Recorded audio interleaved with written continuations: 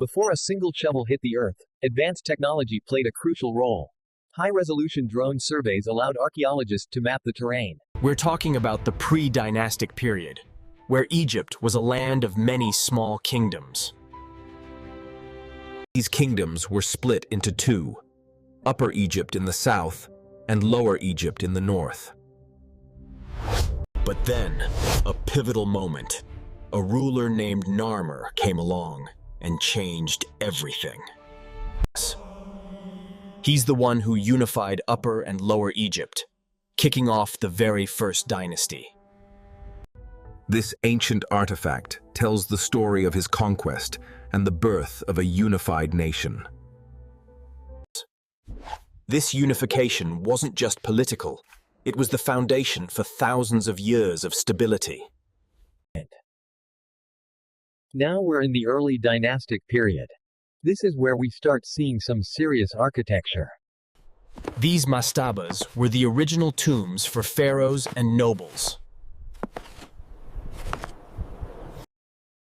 The Old Kingdom, sometimes called the Age of Pyramids, begins with the capital city of Memphis.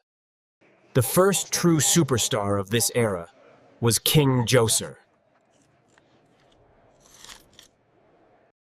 He didn't want a simple mastaba, he wanted something incredible.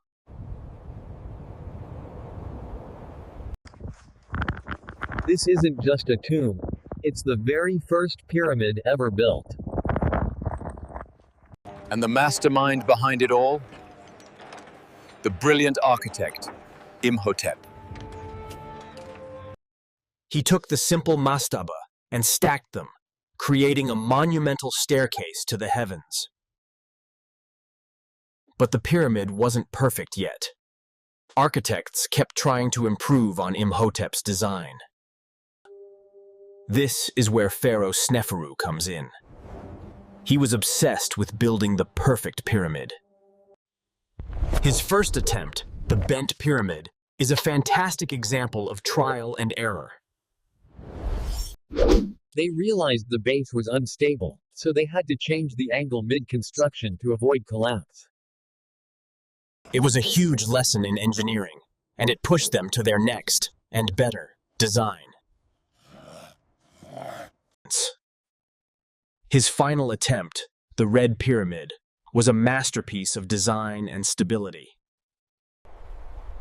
This is it, the first true, smooth-sided pyramid in history.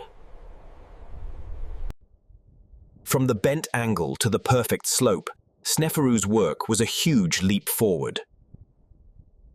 He paved the way for the most famous pyramids of all, creating the blueprint for Giza. His son, Khufu, would take his father's work and build something even more monumental. Now, we get to the star of the show. Khufu, Sneferu's son, had a singular goal: to build a tomb that would last forever. He chose this spot, the Giza Plateau, for his great project. This wasn't just a tomb. It was a feat of engineering on a scale never seen before. They used incredible ingenuity, like wetting the sand to make sledges slide more easily. Forget the myths. These were not slaves. They were paid, skilled laborers, a huge part of the Egyptian economy. And finally, after years of work, the Great Pyramid of Giza was complete, the largest man-made structure in the world. Not to be outdone, his son, Khafre, built the second pyramid. He also commissioned the Great Sphinx, a colossal monument believed to be a portrait of himself. Finally, Menkaure, Khafre's son, built the third, smaller pyramid, completing this iconic trio. Building these colossal pyramids wasn't just about stone. It was about the lives of tens of thousands of people who lived and worked here. Archaeologists have uncovered entire towns built to house the pyramid workers, from simple dwellings to more substantial homes. Imagine the logistics of feeding everyone. Huge bakeries and breweries were essential to keep the workforce going.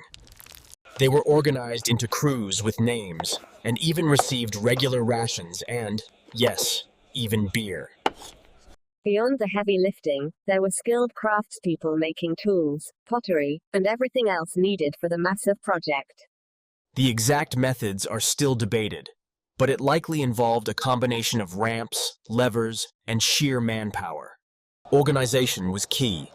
Scribes kept meticulous records of the workforce, materials, and progress.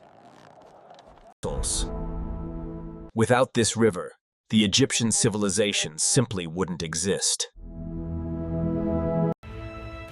These pyramids are a testament not just to pharaohs, but to the incredible dedication and organization of. At the heart of everything was religion.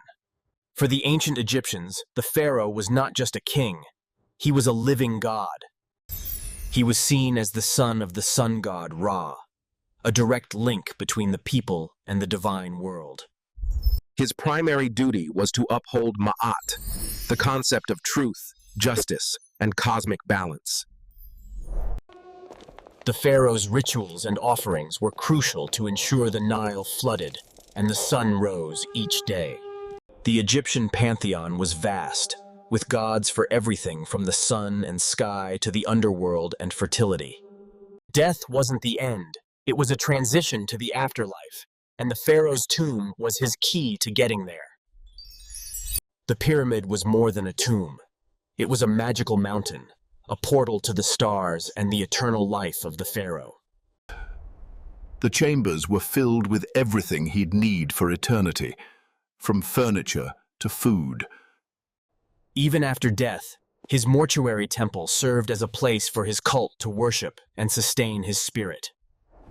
This belief in the pharaoh's divinity was the glue that held the Old Kingdom together, a powerful force of order and monumental ambition.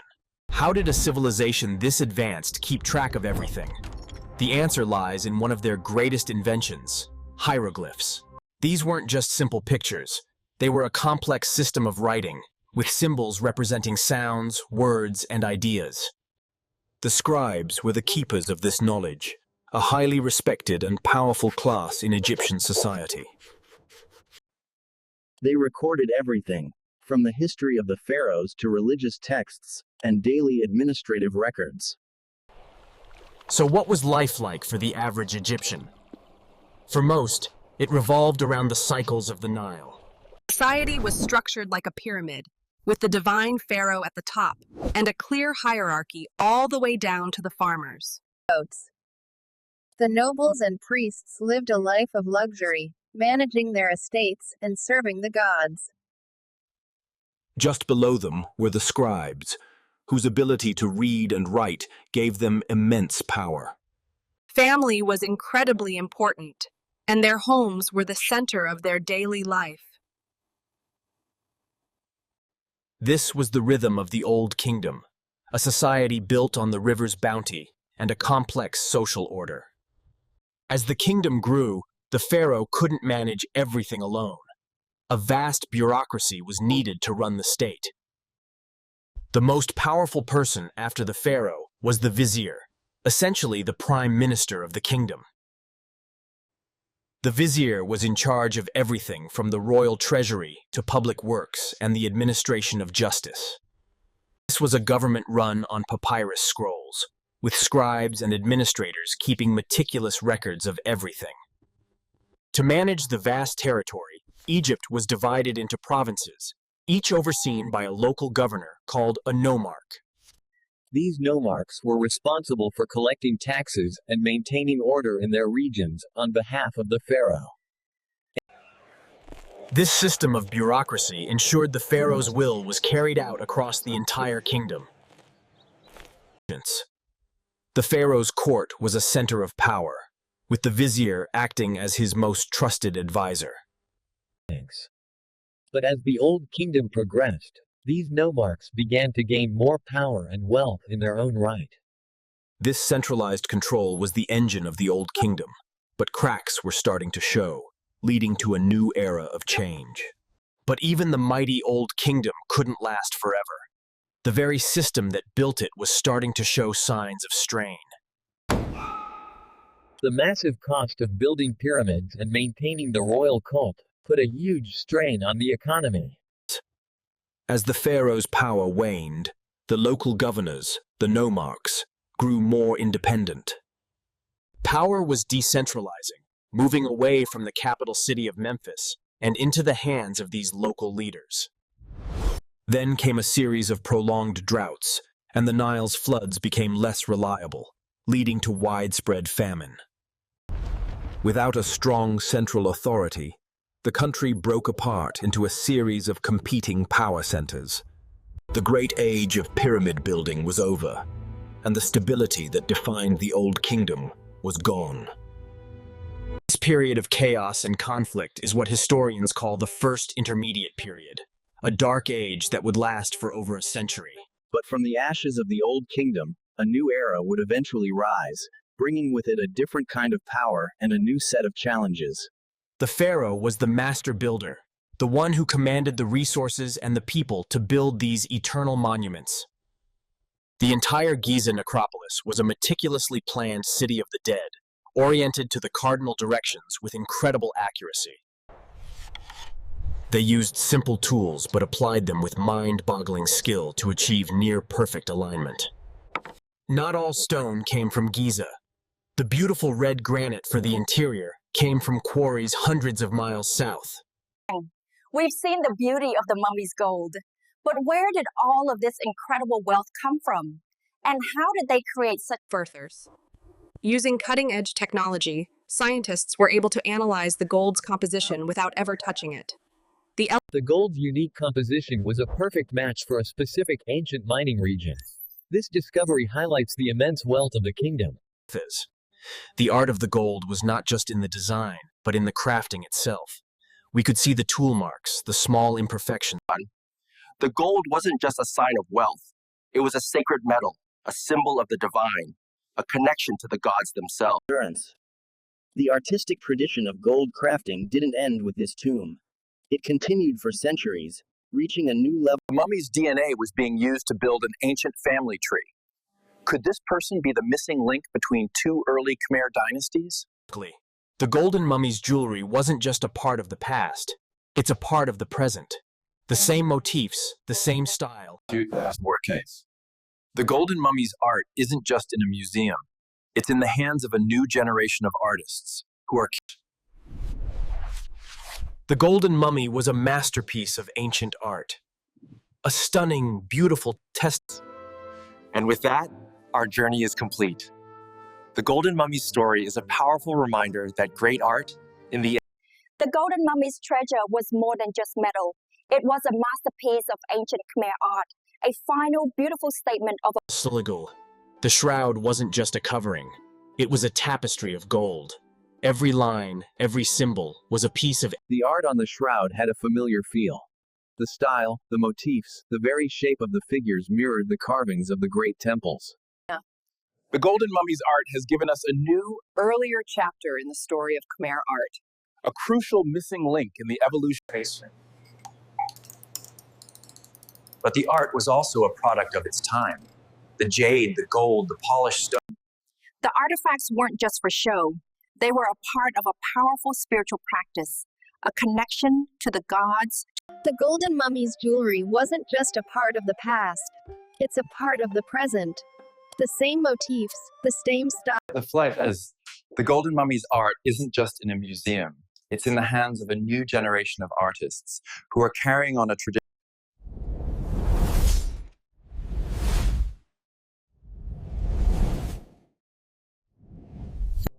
And with that, our journey is complete. The Golden Mummy's story is a powerful reminder that great art, in the end, is eternal. The Golden Mummy's treasure was more than just metal. It was a masterpiece of ancient Khmer art, a final, beautiful shroud. The shroud wasn't just a covering. It was a tapestry of gold. Every line, every symbol, its Noonan. The art on the shroud had a familiar feel. The style, the motifs, the very shape of the figures. The Golden Mummy's art has given us a new, earlier chapter in the story of Khmer art, a crucial missing link in the... But the art was also a product of its time.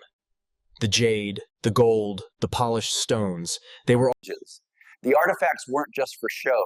They were a part of a powerful spiritual practice, a connection to the gods, to the spirits. The golden mummy's jewelry wasn't just a part of the past. It's a part of the present. The same motifs, the same... The golden mummy's art isn't just in a museum. It's in the hands of a new generation of artists who are The golden mummy was a masterpiece of ancient art. A stunning, beautiful testament to a powerful culture that is still very much alive today. And with that, our journey is complete. The Golden Mummy's story is a powerful reminder that great art, in the end, is eternal.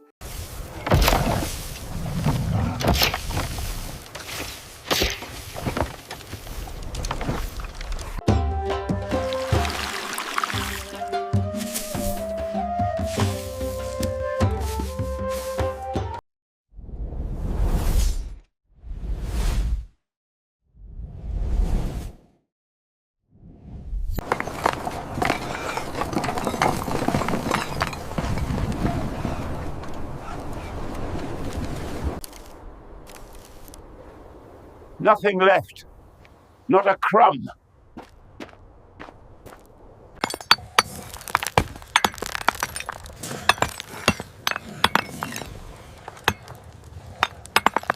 Hey everyone, get ready to travel back in time to one of the most incredible civilizations ever, ancient Egypt. This isn't just a story. It's a journey through thousands of years of history, mystery, and innovation. It all begins here, with the lifeblood of Egypt, the mighty Nile River. Without this river, the Egyptian civilization simply wouldn't exist. The yearly floods brought fertile silt, making farming possible in a land of desert. This gave rise to small settlements, and soon, complex societies. It wasn't all hard labor. There would have been moments of rest, camaraderie, and the rhythm of daily life. Their writing surface was papyrus, made from a reed that grew abundantly along the Nile. A scribe's tools were simple but essential. A palette with black and red ink, and a set of reed brushes. Women in ancient Egypt had more rights than in many other ancient civilizations, able to own property and even manage businesses. But from the ashes of the old kingdom, a new era would eventually rise, bringing with it a different kind of power and a new set of challenges. The golden mummy's treasure was more than just metal. It was a masterpiece of ancient Khmer art, a final, beautiful piece of this. The Golden Mummy's art has given us a new, earlier chapter in the story of Khmer art, a crucial missing link in the evolution. But the art was also a product of its time. The jade, the gold, the polished stones. What will the Golden Mummy's legacy be 100 years from now? Will it still be teaching us new things, inspiring new generations? The artifacts weren't just for show. They were a part of a powerful spiritual practice, a connection to... Ground-penetrating radar provided a non-invasive way to see beneath the surface. These scans revealed to salads. As the excavation progressed, every layer was carefully documented using 3D laser scanning. Lasers. Every artifact, from the smallest bead to the golden shroud itself, underwent rigorous documentation. Fragile artifacts were analyzed using non-destructive techniques like micro-CT scanning. This allowed researchers to pierce on the solmits. The art on the shroud had a familiar feel. The style, the motifs, the very shape of the figures mirrored.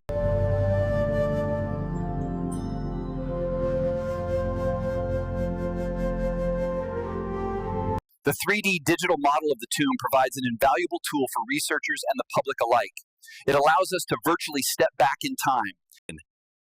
Genetic analysis relies on powerful computing and sophisticated algorithms to compare the mummy's DNA with vast databases. The long-term preservation of such delicate and precious artifacts requires cutting-edge conservation techniques. Virtual reality technology is bringing the Golden Mummy's tomb to life for people around the world. Immersive VR. In this, The discovery and ongoing analysis of the Cambodian golden mummy represent a remarkable fusion of archaeological expertise.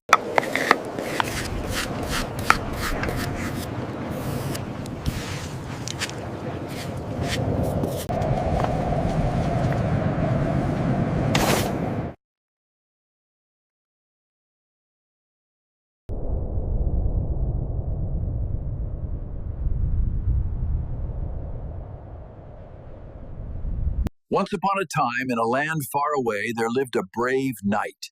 He embarked on a perilous journey to find a hidden treasure. We have nothing. The river gives us nothing. What will we do? I am so hungry. Forward, men! Take the city!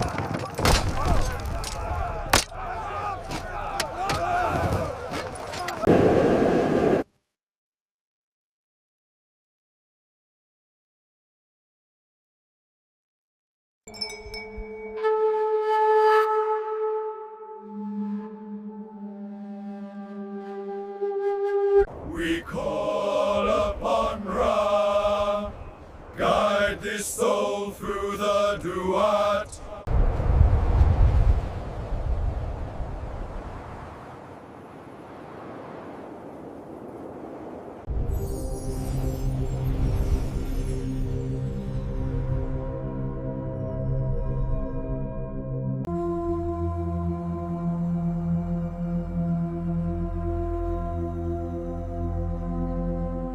This stone is stubborn today. Patience, my friend. The pharaoh's form will emerge. These giant blocks were transported all the way down the Nile, a logistical feat of epic proportions. And then there's the Sphinx, carved from a single, giant piece of bedrock, with the face of Pharaoh Khafre. The pyramids weren't standalone monuments. They were part of a complex of temples, causeways, and smaller tombs. The interior was a labyrinth of passages and chambers, a sacred map for the pharaoh's journey into the afterlife. This was the ultimate destination, the pharaoh's final resting place, filled with everything he'd need for eternity. While the pharaohs dreamed of immortality, the people lived and worked in the shadow of their ambition. Life for a farmer was tied to the river's floods. When the fields were dry, they might find work on the king's projects. They were the foundation of the economy, providing the food that fueled the entire civilization. But not everyone was a farmer. The Pyramid Age created a demand for specialized labor, like stonecutters. The pyramids required a massive support system of craftsmen, sculptors, potters, and carpenters. Carpenters were essential, building everything from the sledges for moving stones to the boats for sailing on the Nile. And to feed the thousands of workers, communal kitchens worked around the clock, producing tons of bread and beer. The work was dangerous, but there was a basic level of medical care available for the laborers. The entire workforce was highly organized, with foremen and overseers managing teams of workers to maximize efficiency. Women played a vital role, not just in raising families, but also in producing textiles and other goods. Children were a crucial part of the family, learning their parents' trades and preparing for adulthood. The Nile was their highway, a vital route for transporting goods and people between cities. Even for the common people, the afterlife was important. Their tombs, though modest, held the promise of an eternal life. But it wasn't all work. After a long day, they would share a meal and a drink, building a community in the shadow of the great projects. For a few, there was a path to a better life. Becoming a scribe was a way for a commoner to rise in society. The pyramids were a powerful symbol, but the lifeblood of this civilization was the organized, diligent work of its people. Their homes were simple but functional, with a focus on family and community. The markets were a vibrant hub of daily life, where people exchanged goods and caught up on the latest news. Festivals and religious celebrations were a time for everyone to come together and celebrate their gods and their community. The pyramids may have been built for the gods and pharaohs, but they were a product of the people. For the Egyptians, the pyramids weren't just monuments. They were sacred machines, designed for the pharaoh's journey to the afterlife. Central to their beliefs was the Ka, the spiritual double of every person, which lived on after death. This Ka needed a place to live, and the statue in the tomb Serdab was its perfect home. Then there was the Ba, a person's soul or personality, which could travel between the tomb and the world of the living.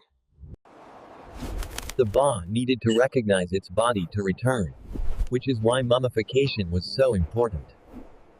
Mummification was a complex, 70-day ritual designed to preserve the body so the Ba could find it again.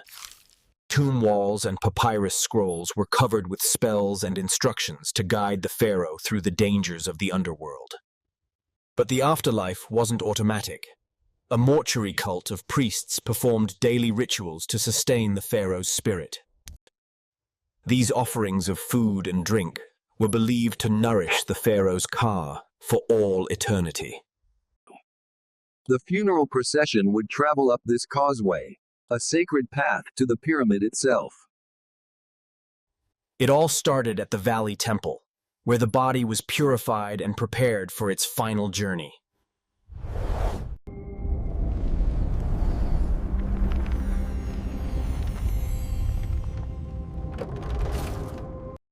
They even buried full-sized boats near the pyramids, believed to be vessels for the pharaoh to sail through the heavens. He would join the sun god Ra on his daily voyage across the sky, ensuring the sun rose for the living. The pyramid texts were the oldest religious texts in the world, a collection of magical spells for the pharaoh's protection. The funeral was a huge event, a final goodbye before the pharaoh embarked on his eternal journey. The pharaoh's journey was cyclical, a constant rebirth, just like the sun rising every day. For centuries, these mortuary cults ensured the rituals were performed, keeping the pharaoh's spirit alive. The pharaoh, now a god, would watch over his people from the heavens, a divine guardian. This was the true purpose of the pyramids, to serve as a launching pad to eternity, a monument to the enduring power of faith. How did they build these colossal structures without modern technology? It all came down to brilliant engineering.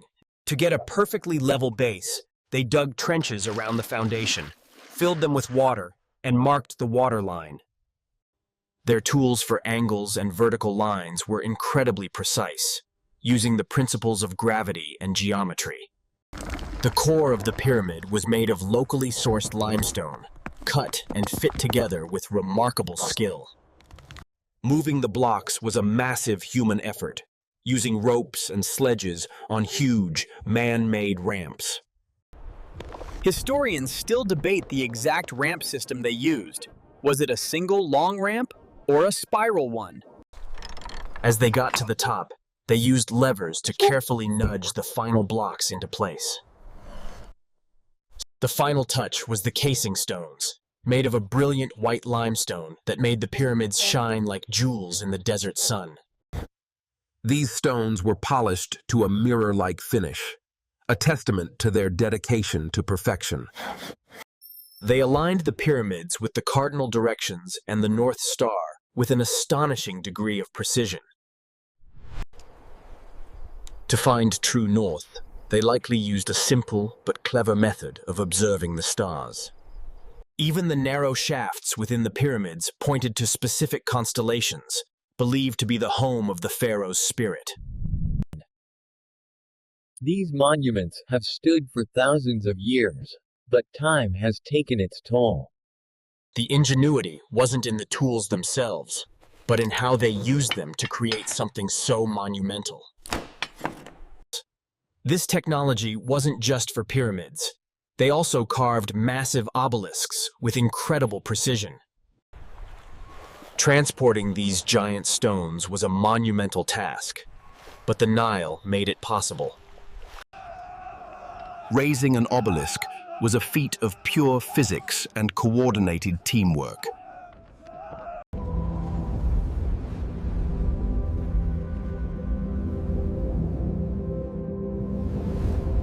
The pyramids are more than tombs. They are a monument to the human spirit's ability to innovate and create something truly eternal.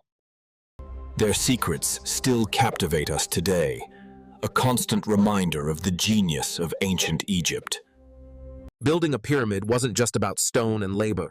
It was a massive administrative challenge, orchestrated by a highly organized bureaucracy. At the top of the pyramid of power, that is, was the vizier, the pharaoh's right-hand man and the chief of all administration. He was the one who translated the pharaoh's vision into a reality, coordinating every single part of the project. Tons of records were kept: how much stone was quarried, how many workers were on the job, and how much food was needed. The government was divided into departments, each with its own specific role in keeping the kingdom running smoothly. They even conducted a regular census to keep track of the population and for tax purposes. Taxes were paid in goods, not cash, and the government kept careful records of all of it. This entire system was designed to funnel resources from all over Egypt to the massive pyramid projects. The military also had a role, protecting trade routes and the valuable quarries from external threats. Every decree and official document was sealed, a symbol of the immense power of this centralized state. And then there's the Sphinx, carved from a single, giant piece of bedrock, with the face of Pharaoh Khafre. Quality control was key. Officials regularly inspected the work to ensure the pharaoh's monument was built to perfection. Even though they had papyrus, they also used pottery shards for quick notes and everyday lists. Loyalty and good work were rewarded. The bureaucracy was a way for talented men to rise through the ranks. Royal messengers crisscrossed the country, ensuring communication between the capital and the far-flung provinces. The food supply was central to the government's power. Controlling the granaries meant controlling the people.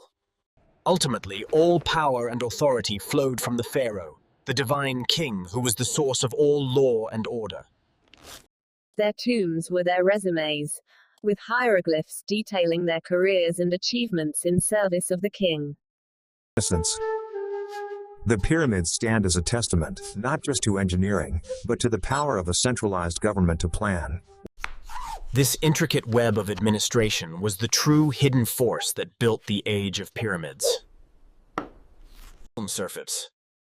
While the pyramids were the main event, the Old Kingdom's true artistic genius can be found in the smaller social. These were the tombs of the elite, the viziers, priests, and nomarchs, who wanted a beautiful home for their ka. The false door was the portal to the afterlife, where their spirit could receive the offerings needed to survive.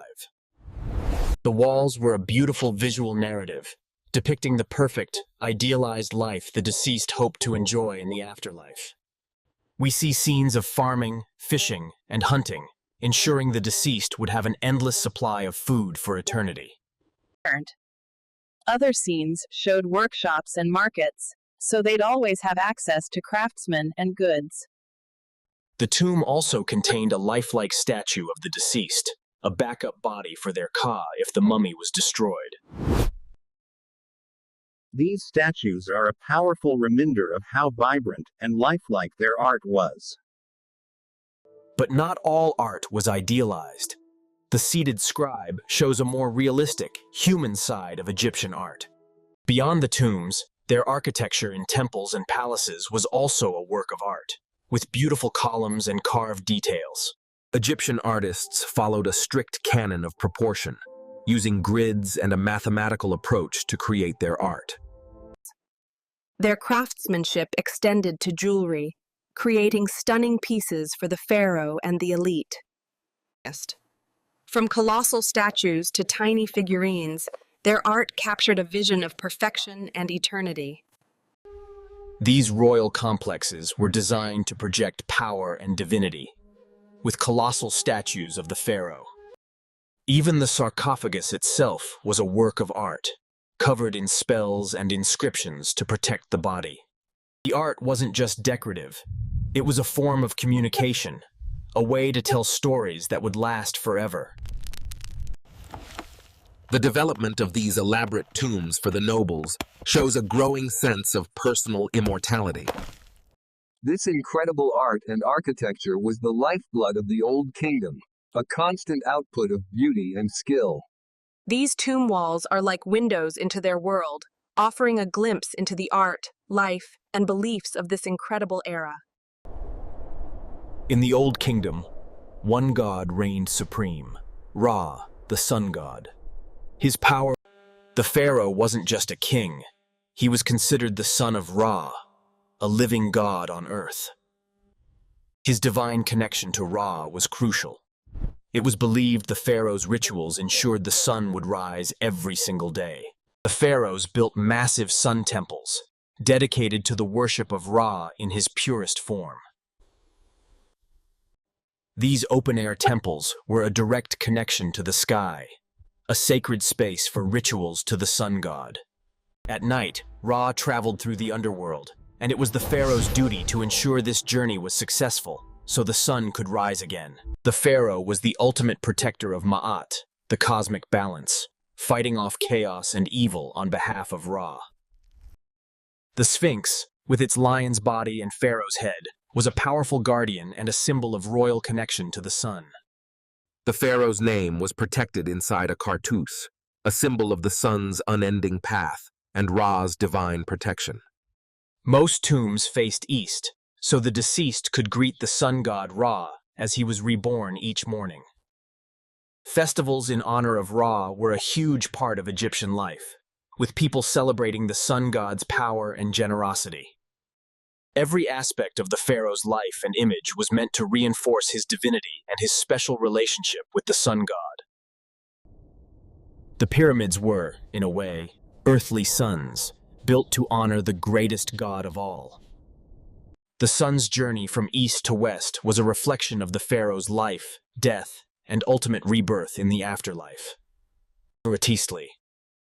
This divine connection to Ra was the very essence of the Old Kingdom, a belief system that shaped their art.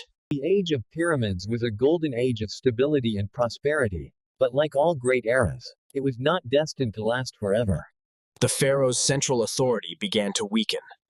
The immense cost of building and maintaining the pyramids was simply too much.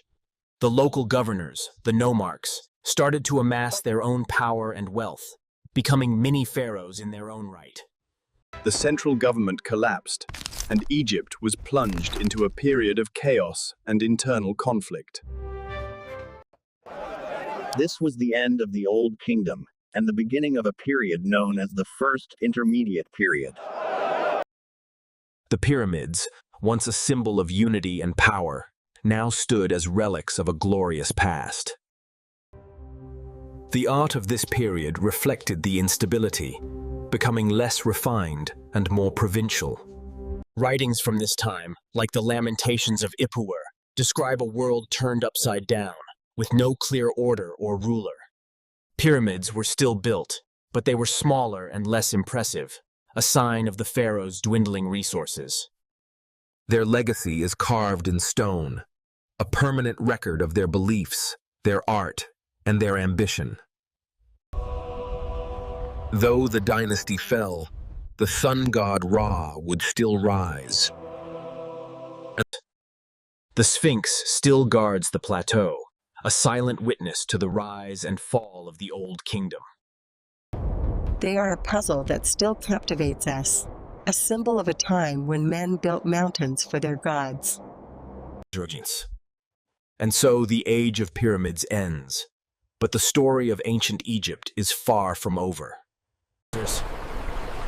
After a period of chaos, a new dawn broke over Egypt. This was the start of the Middle Kingdom. It was a pharaoh named Mentuhotep II who finally brought the two lands back together, restoring a single, central authority. He ruled from the city of Thebes, far to the south, which would become the new political and religious heart of the kingdom. His mortuary temple was a new style, not a pyramid, but a terraced sanctuary, showing a shift in royal beliefs. With unity came prosperity. Trade flourished, and the government once again managed the country's resources with efficiency. The pyramids were still built, but they were smaller and made of mud brick, showing a more practical approach to royal tombs. The art changed too. Tomb paintings became more detailed, telling stories of daily life and work in the afterlife.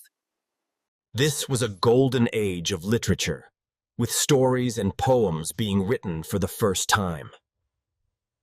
After reunification, the 12th dynasty brought with it some of Egypt's most powerful and cunning pharaohs, starting with Amenemhat III. He moved the capital to a new, more central location. A fortress city he named Amenemhat is the lord of the two lands. He was also a political innovator, introducing the idea of co-regency, ruling alongside his son. The focus wasn't just on internal unity. They also expanded Egypt's borders, building a series of fortresses to secure their southern frontier. And then there's the Sphinx, carved from a single, giant piece of bedrock, with the face of Pharaoh Khafre. He strengthened the borders to the point that Egypt was nearly impenetrable. His campaigns brought immense wealth and resources into the kingdom, funding the royal projects. The pharaoh's tombs were less about grand scale and more about the personal journey to the afterlife. The government was highly centralized and efficient, with a powerful bureaucracy that managed the entire country. The army became a professional, well-trained force, ready to defend the kingdom's borders. The Middle Kingdom was a period of strong, hands-on rule, with pharaohs who were both builders and conquerors. The art of this period was exquisite, a perfect blend of realism and idealism. As the pharaohs strengthened the kingdom, a new god began to rise in prominence, one who would come to define the very heart of Egypt. This was Amun, originally a local god of Thebes, the city that became the capital during the Middle Kingdom. His cult was centered at the Karnak temple, which would grow over time to become the largest religious complex in the world. The pharaohs of the 12th dynasty showed great devotion to Amun, elevating his status and enriching his temples. But the sun god Ra was still the king of the gods, and his power was undeniable. To unite the kingdom spiritually, the priests of Amun created a brilliant solution. They fused the two gods together. And so, Amun-Ra was born, the king of the gods, combining the creative power of... This new god became the chief deity of the state, and the pharaoh was now considered his divine son. The temples of Amun-Ra at Karnak and Luxor grew into incredible monuments, funded by the pharaoh's vast wealth. The priests of Amun gained immense power, becoming a wealthy and influential force in the kingdom, second only to the pharaoh. The pharaoh's journey to the afterlife was now seen as a fusion with Amun-Ra, an eternal existence as a god. This close relationship between the pharaoh and the priests of Amun was the foundation of the Middle Kingdom's stability. The Middle Kingdom pharaohs erected giant obelisks in honor of Amun-Ra, symbols of his power and their devotion. The fusion of Amun and Ra created a powerful, unifying force. But even this spiritual power would be tested.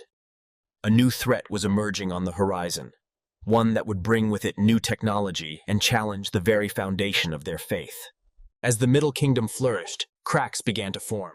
The powerful centralized government slowly started to weaken, leaving the kingdom vulnerable. At the same time, a group of people from the Near East, known as the Hyksos, began to migrate into the Nile Delta region.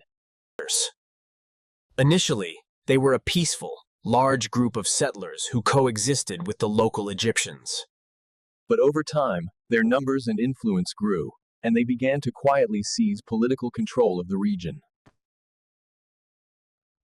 The last pharaohs of the Middle Kingdom were too weak and ineffective to stop this quiet takeover. These giant blocks were transported all the way down the Nile, a logistical feat of epic proportions. But the Egyptians were learning.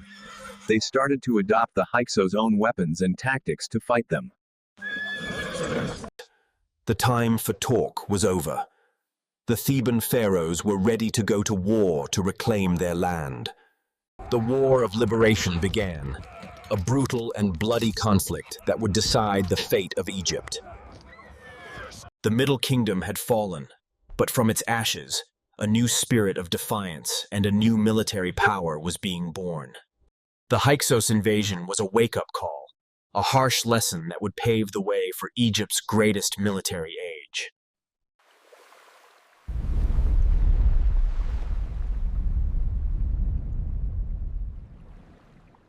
Thebes, the ancient capital, became the heart of the resistance, a place where Egyptian traditions were fiercely guarded. In the north, the Hyksos kings didn't destroy Egyptian culture, they adopted it, ruling with Egyptian titles and living like pharaohs. This was a period of cultural fusion, with new ideas and technologies spreading throughout the north. That the Theban rulers saw them as nothing more than invaders, and they began to secretly plan their war of liberation. The spirit of defiance was strong. The Theban kings saw it as their divine duty to expel the foreigners. The border between the two kingdoms was a constant source of tension, with small battles and skirmishes breaking out regularly. The Thebans weren't just relying on old tactics. They were learning from their enemies, training with chariots and bronze weapons. Amun-Ra, the god of Thebes, became a rallying cry for the resistance, a symbol of their divine right to rule. The pharaohs used the name of Amun-Ra to legitimize their rule, attributing their victories and prosperity to him. And then there was the chariot, a fast, powerful war machine that gave them a huge advantage in battle. The Hyksos rule didn't extend to the whole country. The native Egyptian pharaohs held on to power in Thebes, in the south. The Hyksos were a new kind of enemy, with superior technology and a new style of warfare. They established their capital at Avaris, and, for the first time in centuries, Egypt was ruled by a foreign power. There was a tense rivalry between the two capitals, a cold war waiting to explode. But the legacy of the Old Kingdom was immense, providing the blueprint for all future Egyptian art, religion, and government. Later periods would constantly look back to the Old Kingdom as a golden age of perfection and order. And even today, the pyramids stand as the most enduring symbol of ancient Egypt, a testament to a time of monumental vision. He launched a series of brutal military campaigns, pushing Egypt's borders further south than ever before. But he wasn't just a military leader. He also undertook massive public works projects, like draining a lake to create new farmland. Thebes, though not the political capital, was growing into a major religious center, with grand temples being built for the god Amun. The 12th dynasty pharaohs set a new standard for rule, creating a stable and powerful kingdom that would last for centuries. The temples of Amun-Ra became incredibly wealthy, owning vast tracts of land and employing thousands of people. They brought with them a new age of warfare, with superior bronze weapons that the Egyptians simply couldn't match. Life under the Hyksos wasn't always bad. They adopted Egyptian customs and culture, and peace largely reigned. The siege of Avaris was the turning point of the war. The Hyksos were trapped. His death ignited a fire in his son, Kamose. He took the throne with one goal. He finally reached the doorstep of the enemy's capital, Avaris. The Hyksos king was trapped, and the end seemed near. When the time was right, Ahmose launched his final offensive, a powerful and overwhelming push that would drive the Hyksos out for good. The fate of Egypt rested on the shoulders of the young pharaoh, Ramesses I. Having witnessed his father and Avaris was recaptured, the Hyksos kings and their remaining forces were on the run, their centuries of rule now over. The Hyksos king, confident in his power, sent a series of taunting messages to the Theban pharaohs, underestimating their resolve. Kamose pushed his army north, getting closer and closer to the Hyksos capital of Avaris. The resistance had won. After over a century of foreign rule, Egypt was on the verge of being reunited once again. This is it. The fight for Egypt's freedom began not with a grand army, but with a single family. The Theban royal family. He first seized control of the Nile River, a strategic move that cut off the Hyksos supply lines and their access to the south. Death. He was not alone.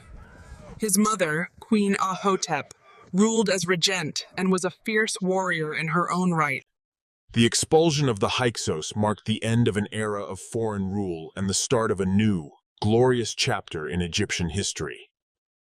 The Hyksos retreated to their heavily fortified capital, Avaris, a city they believed was impregnable. He saw himself not just as a conqueror, but as a restorer. He rebuilt the temples. The new pharaoh was a new kind of leader, a warrior king, a conqueror, and a builder of empires. The war began with the pharaoh Sekenretau, a true warrior king who paid the ultimate price. Though Kamose didn't live to see the final victory, his brother, Ramesses I, would finish what he started. Sekenretau, the father, was a martyr. He fell in battle, likely against the Hyksos. Kamose's campaign was a series of quick, decisive victories as he pushed his way north, town by town. Ahmose spent years preparing, building his army and honing their skills. He would not make the same mistakes as his predecessors. This was the birth of the new kingdom, an age of empires, wealth, and military might. But Ahmose's army was relentless. After a fierce battle, the city fell, and the Hyksos were driven from the Nile Delta. In Sicilius. The victory was attributed to the god Amun-Ra, who was now seen as the ultimate patron. Ahmose had not just expelled the Hyksos, he had laid the groundwork for the most glorious and powerful era in Egyptian history. His death did not break the Thebans. His son, Kamose, took up the fight, leading the army of liberation. The Hyksos king was now on the defensive, realizing he had underestimated the spirit of the Egyptian people. Kamose's declaration of war was not subtle. He publicly denounced the Hyksos king Apophis. But the war was far from over. Kamose met with the Hyksos king, an encounter that revealed the depths of the rivalry. The siege of Avaris was the climax of the war. After a long and difficult battle, the city fell. Thebes, the heart of the resistance, became a military powerhouse. Under Ahmose's command, the Egyptian army was now but Ahmose was not content with just driving them out. He pursued the Hyksos into Palestine, ensuring they would never again threaten Egypt. Ahmose became a national hero, and his victory was celebrated for centuries to come, a testament to the resilience of the Egyptian people. The long journey from chaos to order was complete. The age of empires was about to begin. Kamose left us a detailed account of his war, a powerful declaration of his divine right to rule all of Egypt. His mummy shows the brutal truth. He was killed in a ferocious battle, a martyr for the cause of Egyptian freedom. He didn't fight with old methods. Tragically, Kamose was also lost in the war, just like his father. The fight for freedom would fall to his younger brother, Ahmose. Ahmose pursued the Hyksos relentlessly, driving them out of Egypt entirely and securing the kingdom's borders. Ahmose had mastered the enemy's technology. His army was no longer a ragtag group of rebels. The war was over. For the first time in over 100 years, Egypt was a... The war had changed Egypt. It was no longer a peaceful, isolated kingdom. It was... The Middle Kingdom was more than a political revival. It was an intellectual and artistic renaissance.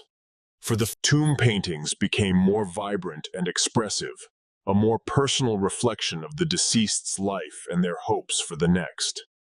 The war was fought on land and water, with the Thebans slowly gaining the upper hand. The resistance had won. After over a century of foreign rule, Egypt was on the verge of being reunited once again. The War of Liberation began in earnest. The small skirmishes became full-scale battles, with Kamose leading the charge himself. Ahmose III, still a teenager, became the new leader of the resistance. He was the final hope, the one who would finish the job. The war was over. Ahmose I had avenged his father and brother, and had reunited Egypt into a single, powerful kingdom. The final push was a masterful campaign. Ahmose led his army up the Nile, reclaiming territory. He immediately set about restoring order, re-establishing the central government, and beginning a new age of prosperity and power.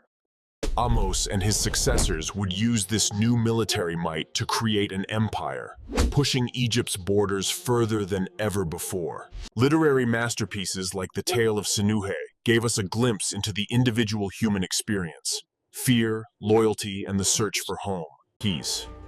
Even the path to the afterlife became more personal. The coffin texts made the spells of eternal life accessible. This was a period of powerful, centralized government, with a bureaucracy that was efficient and effective, a model for future pharaohs.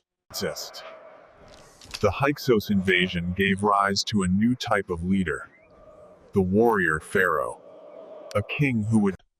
The memory of the Hyksos invasion and the triumph of Ahmose would forever be a part of the Egyptian national identity.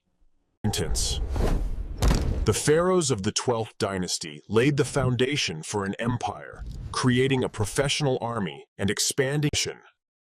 The god Amun, the local god of Thebes, was elevated to supreme power, fusing with Ra to become Amun. His victory was a turning point. It marked the end of the Middle Kingdom and the dawn of a new, glorious era. The Middle Kingdom was a bridge, a period of profound change and challenge that would lay the groundwork for a new golden age. The first intermediate period was the Dark Age, and the Middle Kingdom was the hard-won struggle for survival. The expulsion of the Hyksos had not just unified Egypt, it had forged a new identity. This was the Thebes, the city of the liberators, became the magnificent capital of this new empire. The Middle Kingdom was now a memory, a bridge between two golden ages. From its idealists, the art, too, evolved. Gone were the idealized, flawless pharaohs of the Old Kingdom. The Hyksos invasion was a harsh lesson, but it forced Egypt to change. It taught them the value of military innovation. The temples of Amun-Ra became a hub of immense wealth and palace power, cementing Thebes as not just a capital. Ahmose I, the young prince who inherited the war, became a national hero, the ultimate conqueror who would, from the ashes of the Middle Kingdom, a new and powerful Egypt would rise, with Thebes as its beating heart. The pharaoh of this new era would be a divine warrior king, a ruler who was as comfortable on the battlefield as he was in a temple. A new empire was about to begin, an age of unimaginable wealth, power, and glory. The new pharaohs learned from their defeat. They would no longer wait for invaders to come to them. They would take the Thebes, the city of the liberators, became the magnificent capital of this new empire. Future pharaohs would revere the kings of the Old Kingdom, attempting to recapture their power and stability. His statues portray him as a grim, realistic ruler, reflecting the heavy burden of command. This was a period of incredible innovation, not just in war, but also in technology and bureaucracy. They also created a new kind of monument, the Sphinx with a pharaoh's face, blending human and animal forms. International trade was thriving, with Egyptian merchants sailing to the Levant and other regions. The festivals for Amun-Ra were the most important religious events of the year, bringing the entire kingdom together. The Hyksos weren't just politicians. They were also a military force, introducing revolutionary technology to Egypt. But in Thebes, a fire of resistance was being lit. The native rulers would not accept foreign rule.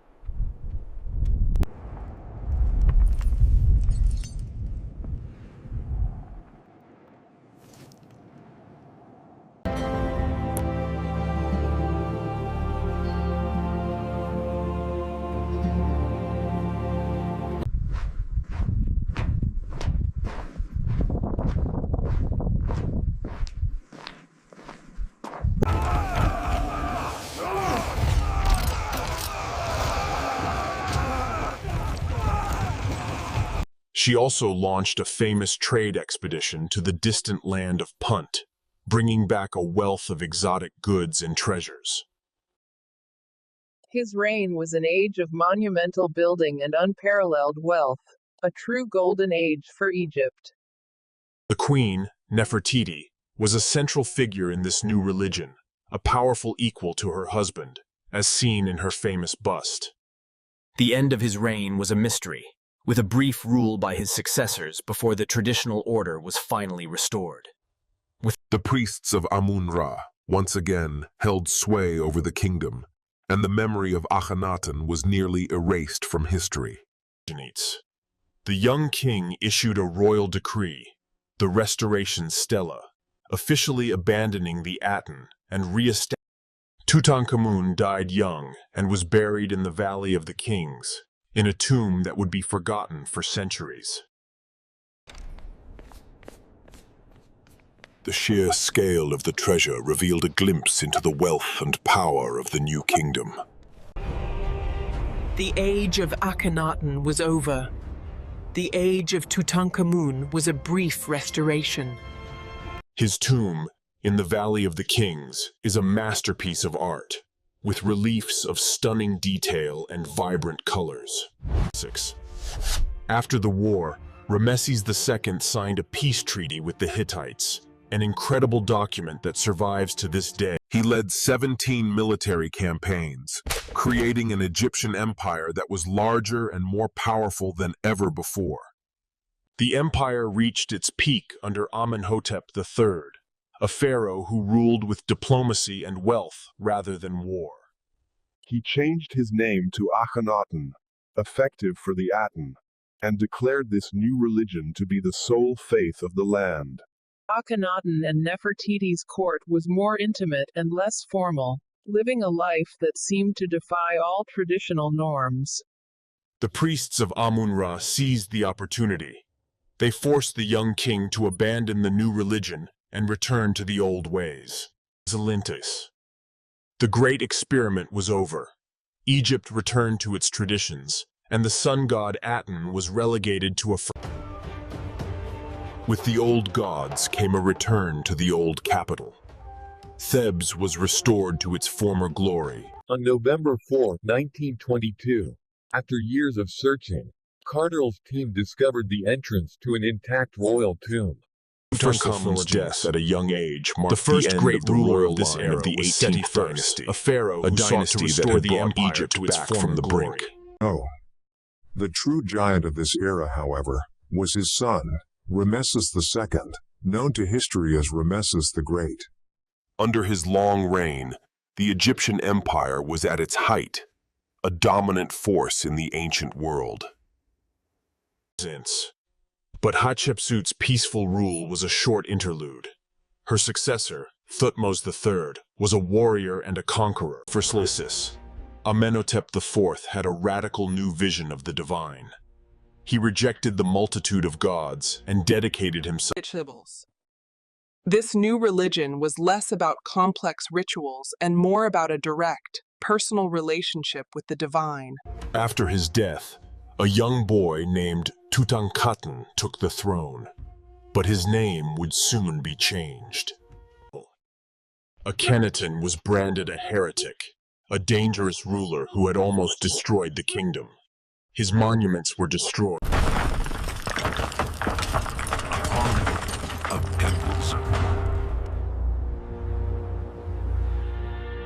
The tomb was a time capsule, filled with thousands of artifacts, a stunning collection of art and treasure. Tutankhamun's tomb, a small treasure trove, provided a window into an entire civilization. His name, Stains. Her reign was not one of war, but of monumental building projects. Her mortuary temple at To fully escape the power of the priests and the traditions of Thebes, Akhenaten built a brand new capital city from scratch. The art of this period, known as the Amarna style, was revolutionary. It was more fluid, His foreign vassals sent desperate letters, pleading for aid, but Akhenaten ignored them. The young king was renamed Tutankhamun, living image of Amun, a powerful symbol of the restoration of the old gods. The priests of Amun-Ra were quick to seize control. They guided the young pharaoh, pushing him to abandon his allegiance. His reign, though short, was a vital period of healing for Egypt. He stabilized the kingdom and repaired the final coffin held the young pharaoh's body, protected by the most magnificent artifact of all, his golden death mask.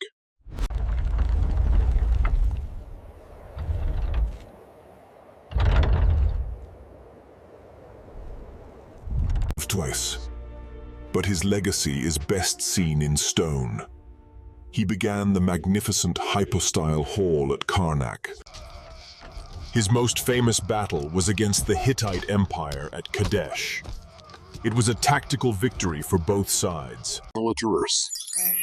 Ramesses was an insatiable builder. His most famous temple is Abu Simbel, with 4 colossal installations. The temple was a marvel of engineering, with the sun's rays illuminating the sanctuary on 2 specific days in solstice. He even built a new capital city, Pi Ramesses, a bustling military and trade hub in the... He had many wives and over 100 children, a true symbol of his power and virility. Ramesses II, a master of propaganda, portrayed the battle on temple walls across Egypt as a glorious Sennacherib. In Thebes, he built his magnificent mortuary-dine temple, the Ramesseum, a grand complex that was. His court was a spectacle of power and wealth, with grand ceremonies and festivals that celebrated his divinity. He ruled with an iron fist, but also with a sense of grandeur and purpose. He was a pharaoh who left an indelible mark on the world. Into the Ramesses. The high priest of Amun in Thebes was a powerful figure, controlling a vast network of land and people. Listless. The wealth of the empire funded a golden age of craftsmanship. Artisans created exquisite jewelry, lace. The new kingdom was an international powerhouse. Foreign kings sent gifts and tribute, and the pharaohs deplored it. This age of empire was a time of immense wealth, luxury, and cultural flourishing. But it was also. Ramesses II was a master of propaganda, with countless statues and monuments built to glorify his name and his reign. Since the 19th dynasty, led by Seti of Is and Ramesses II, was the golden age of pharaonic power. Despite the propaganda, the battle was a stalemate. It was followed by the world's first documented peace treaty, the Cleopatra. To better manage his vast empire, he built a new capital city, Ramesses, House of Ramesses. The empire brought in a continuous flow of tribute and trade goods, making Ramesses II one of the richest men in the ancient world. The age of Ramesses the Great was the pinnacle of ancient Egypt, a time when a single man could rule an empire and the army became a professional force, and the military commanders became a new, powerful class. Juice. Fashion became a form of art. The elite wore fine linen, elaborate wigs, and adorned themselves. Religion was at the heart of daily life. The people believed that the stability and prosperity of the kingdom depended on their devotion to Amun-Ra. The golden age of the new kingdom was a glorious chapter, but the immense wealth and power that fueled it would also shape us. After the long and glorious reign of Ramesses the Great, the pharaonic line began to weaken. Ramesses II, a pharaoh who would rule for an astonishing 67 years, was a giant among kings. Ramesses was an insatiable builder, using his long reign to erect more monuments than any other pharaoh in history. He was a master of self-promotion, with countless statues and monuments built to glorify his name and his reign. His mummy, with its distinctive red hair, tells the story of a long life filled with power, war, and monumental achievements. The wars of the New Kingdom brought more than just land. They brought unprecedented wealth. Gold, silver. Below them was the vital class of scribes. They were the heart of the bureaucracy, managing the empire's records, taxes, and government. Family life was at the heart of their culture. The wealthy lived in homes with beautiful gardens, a peaceful oasis from the bustling city. The art of writing and literacy was highly valued. To be a scribe was to hold a position of respect and power in society. The New Kingdom, the age of empires, left an indelible mark on the world. Its legacy is etched in the temples of Amun-Ra controlled a significant portion of Egypt's wealth, creating a powerful state within a state. Internal problems began to mount. Economic instability, corruption, and social unrest began to plague the once great empire. His reign of 67 years was so long that many of his subjects never knew another pharaoh. From a young age, he was at the head of his army, leading campaigns into the Near East and securing Egypt's vast empire. These 4 colossal statues of himself, each over 60 feet tall, were a powerful statement of his divine. Ramesses was a family man too. He had a great love for his queen Nefertari, and his royal family was a symbol of his prosperity. The legacy of Ramesses II is etched in stone. His monuments stand as a testament to the glory.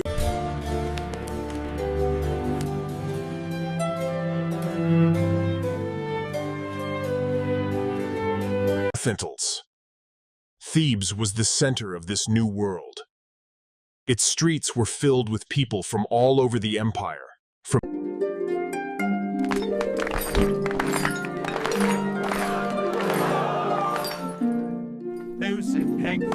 The army was a source of national pride. The people cheered for their soldiers, who were seen as the protectors of the kingdom.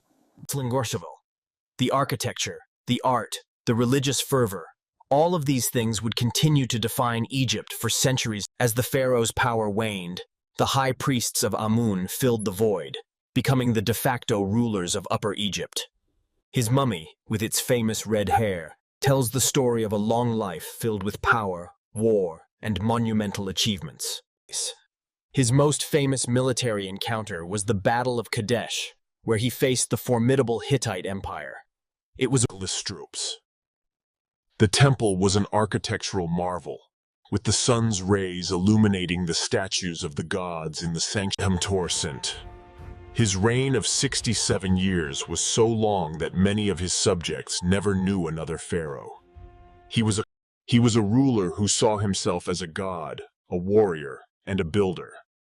And in many ways, he was all three. At the top of the social pyramid was the pharaoh, a living god on earth. Below him, the priests and the powerful. The market was a melting pot of cultures, with exotic goods, new ideas, and different languages all coexisting in the shadow of the great temples. Even in death, the elite lived in luxury. Their tombs were filled with treasures and artwork, all to ensure a comfortable afterlife. The great temples and monuments were a constant presence, a reminder of the pharaoh's power and the glory of their civilization. The power of Amun-Ra was absolute. The priests of his cult now wielding vast wealth. And yet, even in this traditional age, a radical idea was born. Akhenaten's brief. And Ramesses II, the Great, a pharaoh who built more monuments and ruled longer than any other, would become the quintessence. Religiously, the new kingdom solidified the concept of a state-sanctioned, supreme deity in Amun-Ra. The discovery of Tutankhamun's tomb, a small treasure trove, gave the world a glimpse into the unimaginable wealth and splendor of the new kingdom. The story of the new kingdom is a story of triumph and tragedy, of creation and destruction, but above all, the third intermediate period, a new age of chaos and change, was about to begin. But the vengeance, art and culture lost their grandeur. This was an age of fragmentation, with different regions of Egypt dominates. But their rule was short-lived. A new superpower, the Assyrian Empire, was expanding, and Egypt.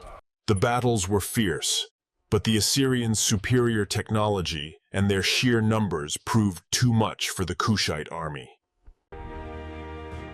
The Assyrians, unable to manage a rebellion-filled Egypt, withdrew, leaving a new U.S. The founder of the new dynasty, Psamtik I, was a brilliant statesman. He had served as a vassal of the Assyrians.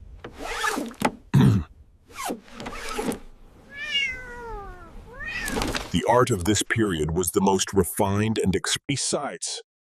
The wealth of the empire fueled a cosmopolitan culture, with new ideas, languages, and technologies flowing into this. The new kingdom, the golden age of empire, was over, but its impact on the world would last forever. Please. The golden age may have ended, but its legacy is eternal. And the story of this great civilization. The priests of Amun, now with immense wealth and power, were the true rulers of Upper Egypt, creating a religious. Their own legacy can be seen in the pyramids they built in their homeland of Nubia, a testament to their deep respect for Egyptian culture. Chlorus. The Kushite pharaoh Taharka was a great warrior, and he was not afraid. He led his army to meet the Assyrians in From the chaos, a new Egyptian power emerged. A group of leaders from the city of Sais, in the Delta, were ready. With the Assyrians gone, Egypt was once again free. But it was a freedom forged in the chaos. They sought to restore the greatness of a bygone era. Their artwork was beautiful, but it was also a nostalgic echo. This was a period of global influence. Egypt was a major player on the world stage. The new kingdom ended not with a dramatic collapse, but with a slow, grinding decline, leading to a new era of disunity and fragmentation. And at the heart of it all, the Nile, the great river of life, continues to flow. For the first time since the Hyksos, Egypt was ruled by foreign kings. The Libyan pharaohs adopted Egyptian culture, but the Kushite pharaohs saw themselves as the true restorers of Egyptian greatness. They rebuilt. The Assyrians brought a new age of warfare, with superior iron weapons, and a reputation for brutality that preceded them. The Assyrians briefly ruled Egypt, but their rule was harsh and unstable. The people of Egypt longed for a return to native rule. The Saite pharaohs deliberately looked to the past for inspiration. Their art was a conscious revival of the style of the Old Kingdom, to Pharaohs. But the world outside was changing again.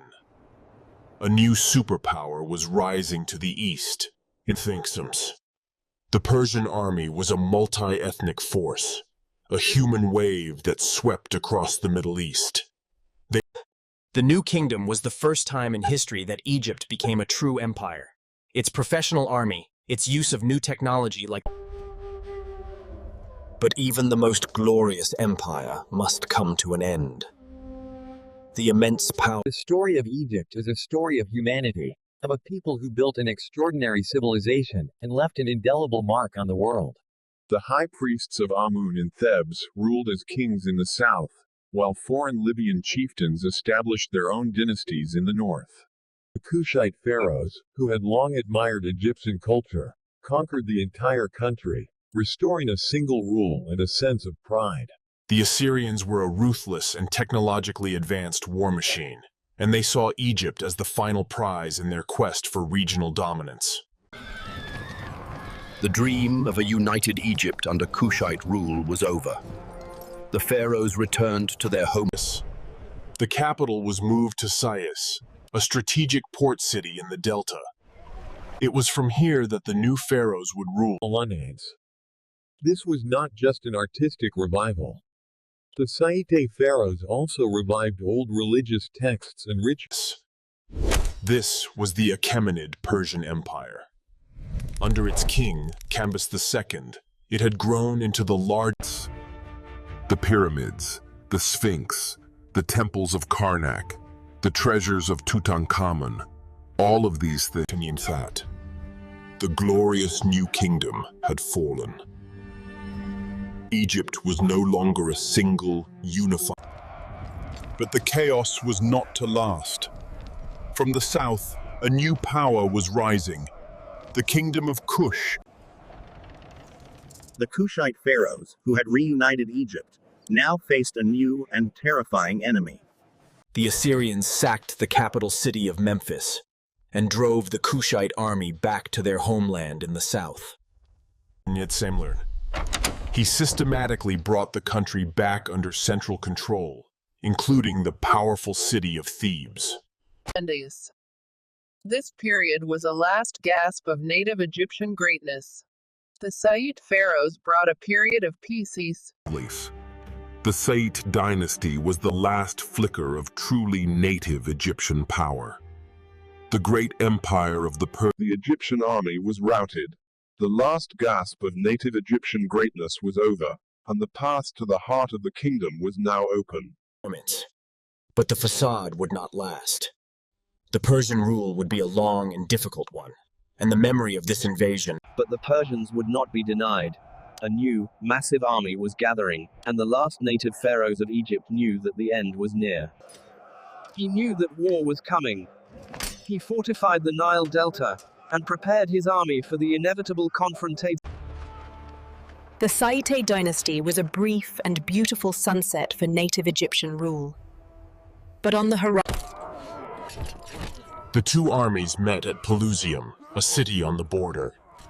The Persians, knowing the Egyptians' reverence, Cambyses the Fluorescent, Cambyses II was crowned as pharaoh in the traditional Egyptian style. He paid homage to the gods. The ancient temples, once centers of wealth and power, were neglected and their treasures were plundered. Timuts. He saw himself as a restorer, a king who was bringing back the glory of the past. He built new mysteries. Like his predecessor, Nectanebo II was a great builder. His monuments were an attempt to connect. The Persians marched into the capital, and a long era of native rule came to a close. Venus. The young pharaoh, Psamtik III, was the last ruler of the Saite dynasty. He was brave, but some influence. The pharaoh Psamtik III was captured, and the line of native Egyptian kings was broken. For the first time, the Persians imposed heavy taxes, draining the wealth of the country to fund their vast empire, leaving the Egyptians impoverished and desperate. Terse. One of the last great native pharaohs was Nectanebo I. He successfully resisted the Persians for its. He was the last native pharaoh of Egypt. Nectanebo II inherited a kingdom in a precarious position. Nectanebo II fled to the south, leaving his kingdom to the invaders. He was the last. With the fall of Nectanebo II, the Persians were back in control. This time, their rule was even more brutal and oppressive. The pharaohs were no more. The long era of native Egyptian rule had come to an end.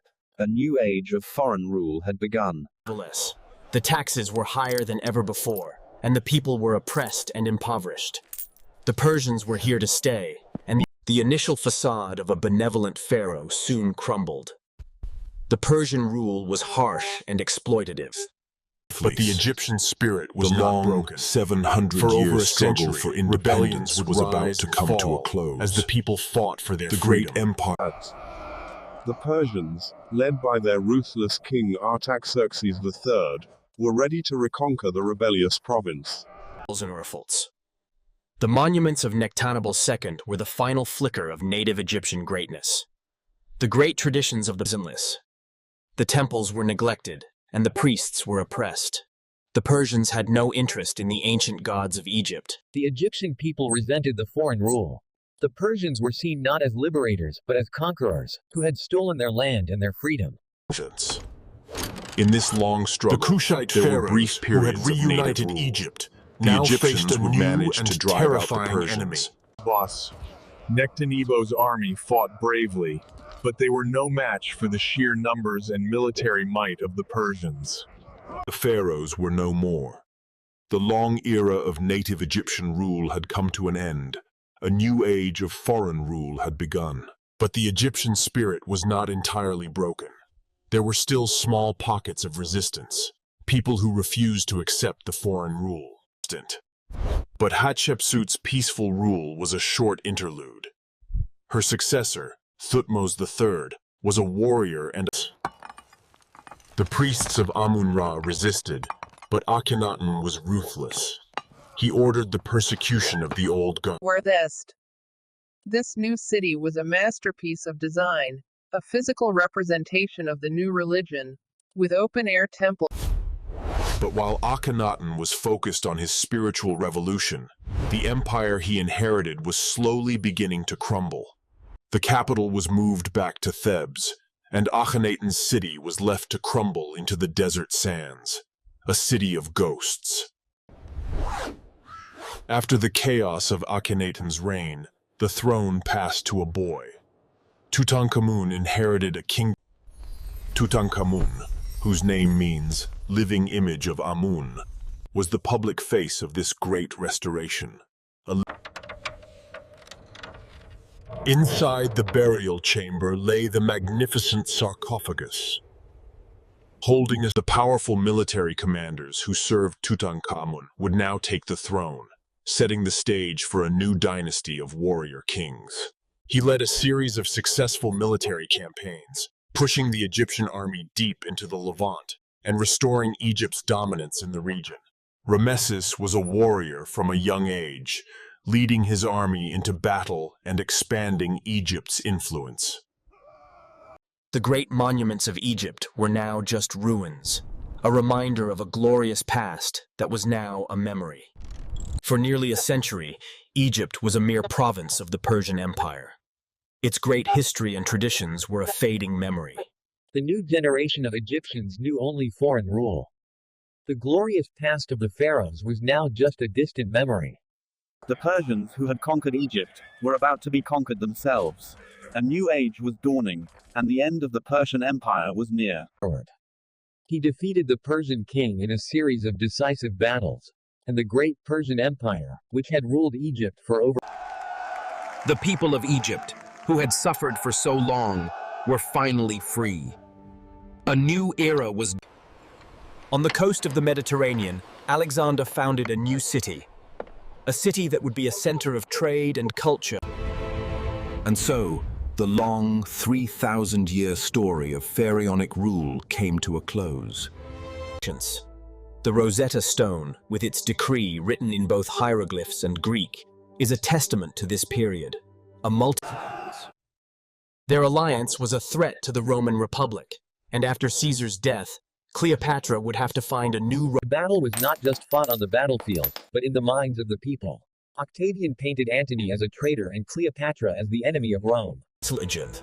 The long era of the pharaohs, which had lasted for over 3,000 years, had finally come to an end. The Persians who had conquered Egypt were about to be conquered themselves. The ancient language and traditions of Egypt were fading. The people were forced to adopt the language and customs of their conquerors. But the Persian Empire, like all empires before it, would also fall. A new power was rising in the West. His army was a new type of army, a disciplined and well-trained force that was able to defeat the much larger Persian army. The Persian army in Egypt surrendered without a fight. The long and difficult era of Persian rule was over. This was a profound moment for the Egyptians. They had a new pharaoh, a king who was both a conqueror and a son of the gods. Ptolemy, one of Alexander's generals, would take control of Egypt, founding a new dynasty of Greek rulers, the Ptolemaic dynasty. This was an age of cultural fusion. The Greeks adopted Egyptian traditions, and the Egyptians, in turn, adopted. Cleopatra knew that to survive, she would need the help of the Romans. She formed a powerful political and... In Rome, the other great power, Octavian, Caesar's heir, used this alliance as propaganda. In the midst of the battle, Cleopatra's fleet, seeing that the battle was lost, turned and fled.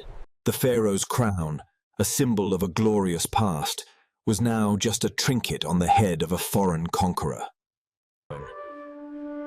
From the small city-states of Greece, a new power was rising. A military genius was about to... The great temples were neglected, and the priests were powerless. The ancient gods of Egypt were slowly fading away. The great monuments of Egypt were now just ruins, a reminder of a glorious past that was now a memory. He conquered city after city and kingdom after kingdom, until the Persian Empire, once the greatest in the world, Alexander and his army marched into Egypt. The Persians, who had ruled Egypt with an iron fist, were no match for the Greek military genius. He journeyed to the remote oasis of Siwa to consult the oracle of Amun. The oracle Alexander's death would be sudden, and the empire he created would be divided. But the long line of native Egyptian pharaohs had come to an end. Alexandria was a city of learning and culture, with the great library becoming the intellectual heart of the ancient world. The last ruler of this dynasty was its most famous, Cleopatra VII. She was not just a beautiful queen. Their court in Alexandria was a center of power and grandeur, a symbol of their combined strength.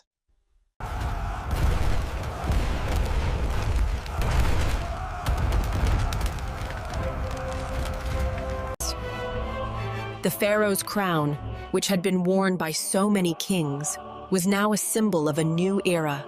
The Ptolemies ruled Egypt as pharaohs, but they were Greek kings, ruling a vast empire from their magnificent new capital of Alexandria. And while Egypt was tearing itself apart, a new power was rising in the West. The Roman Antony and Cleopatra's alliance was both personal and political. He was a powerful Roman general, she was the queen of the wealthiest kingdom. The world was not big enough for two powers. The Roman Senate, under Octavian's influence, declared war. The end was swift and brutal. Antony's army, with no hope of victory, surrendered to Octavian. Mark Antony, hearing the false news of Cleopatra's death, took his own life. Cleopatra, ever the shrewd politician, tried one last time to negotiate with Octavian, but he was ruthless and unforgiving.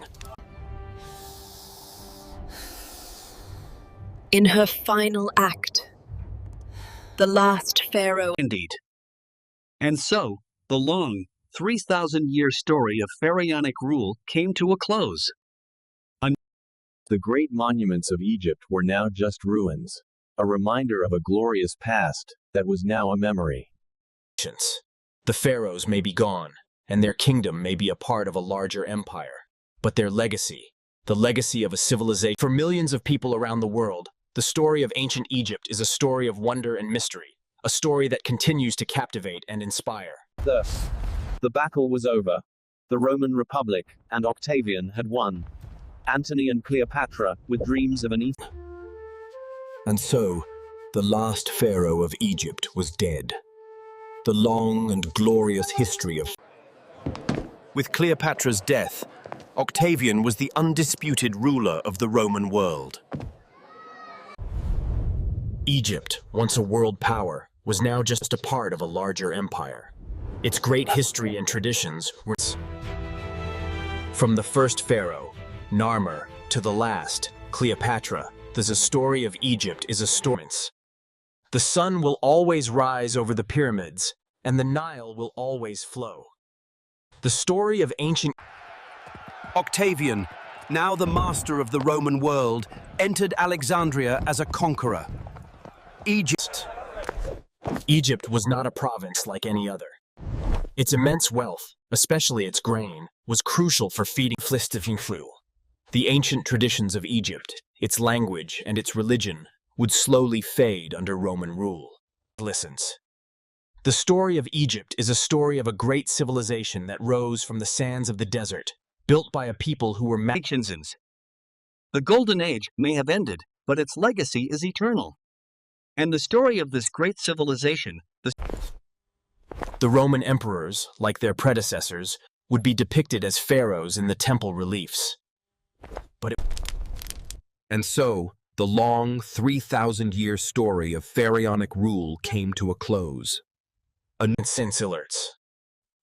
at the heart of it all, the Nile, the great river of life, continues to flow. The Golden Age may have ended, but its legacy is eternal. And the story of this great civilization... And so, the long 3,000-year story of pharaonic rule came to a close. A new era. Cleopatra, seeing her lover dead and her kingdom lost, knew that her time had come. Egypt was no longer an independent kingdom. It was a Roman province, ruled by a Roman governor. The people of Egypt, who had once been citizens of a great kingdom, were now subjects of a vast empire. Today, the world can still marvel at their achievements. Their art, their architecture, and their... For historians and archaeologists, the secrets of Egypt are still being uncovered, and its stories are still being told. The legacy of ancient Egypt is eternal. It is a story of pharaohs and pyramids. But the Persian Empire, like all empires before it, would also fall. A new power was rising. The wealth of Egypt was drained, and the people were impoverished. The Persians saw Egypt as a source of revenue, but the Egyptian spirit was not entirely broken. There were still small pockets of resistance. people who refused to accept the foreign rule. Histories. While Egypt suffered under foreign rule, a new force was rising in the west. From the kingdom of Macedon, Alexander's next target was Egypt, the last province of the Persian Empire. He was coming, and the people of Egypt were waiting. Alexander the Great, the conqueror of the Persians, entered Egypt not as an invader, but as a liberator. Alexandria was a symbol of a new era, a fusion of Greek and Egyptian cultures, a city that would become the greatest intellectual center in the ancient world. Louis. With the death of Alexander the Great, his vast empire was divided among his generals. In Egypt, along then. But the Ptolemaic dynasty was plagued by internal strife, family feuds, fratricide, and political intrigue. After the death of Julius Caesar, Cleopatra, in a desperate bid to save her kingdom, formed a new alliance. Octavian, a shrewd politician and a masterful tactician, was a different kind of leader. He was methodical